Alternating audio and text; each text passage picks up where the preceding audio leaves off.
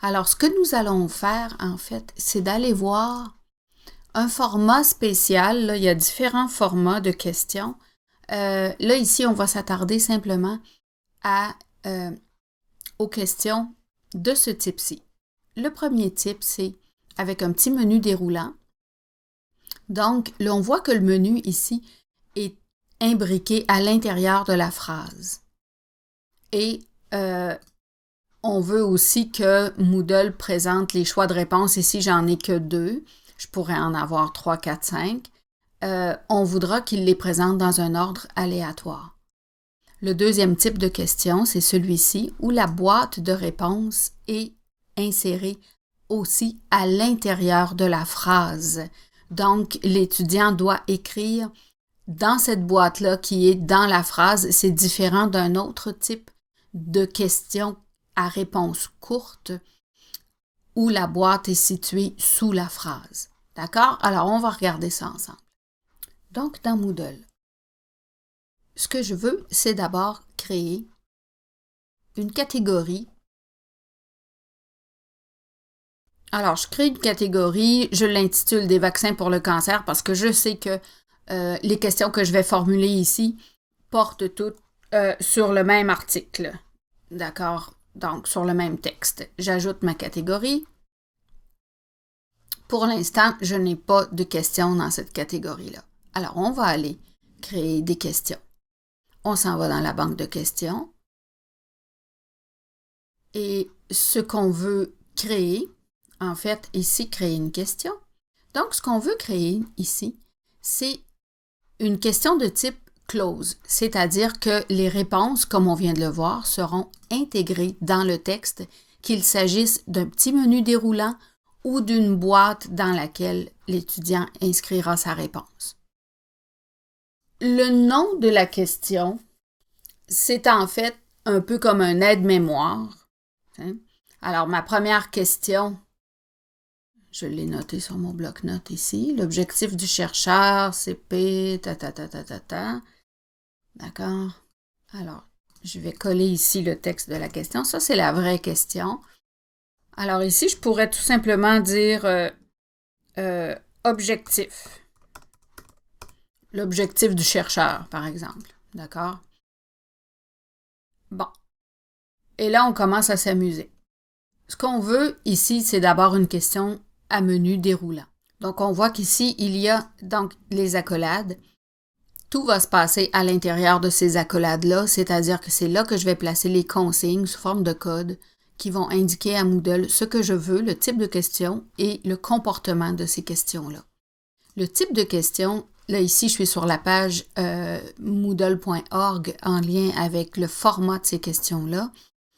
Alors, je veux une question à choix multiples et je veux que les options se présentent sous forme d'un menu déroulant à l'intérieur du texte et je vais ajouter le S parce que je veux que Moodle présente ces options-là dans un ordre aléatoire, donc shuffle. Alors, ce qu'on veut ici, ça va être MCS. Alors, on retourne dans notre question à l'intérieur des accolades.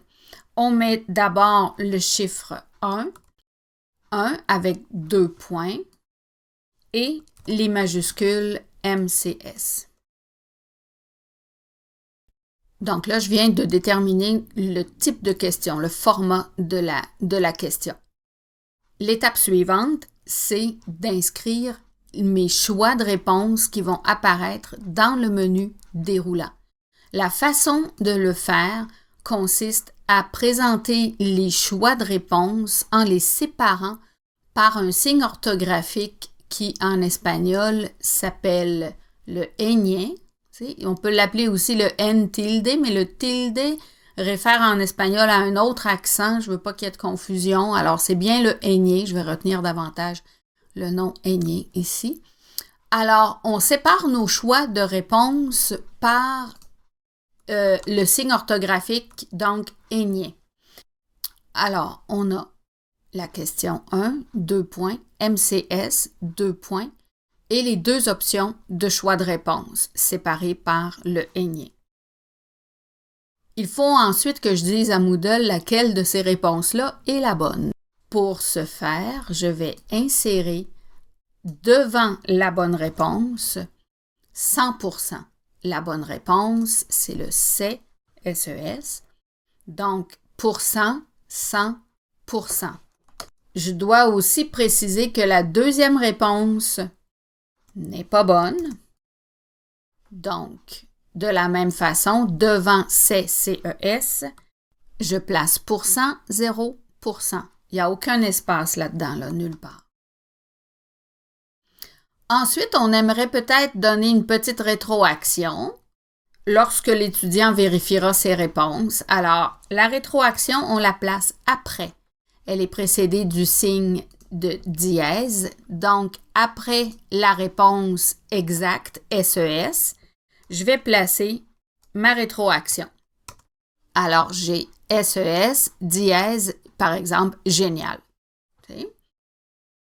De la même façon, pour la réponse qui est incorrecte, le choix CES est donc incorrect. Ça va nous donner donc une phrase avec un petit menu déroulant à l'intérieur.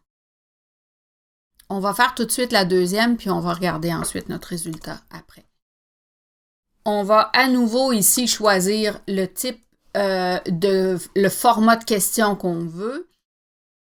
Un SA, c'est simplement short answer. C'est ça ici qu'on a.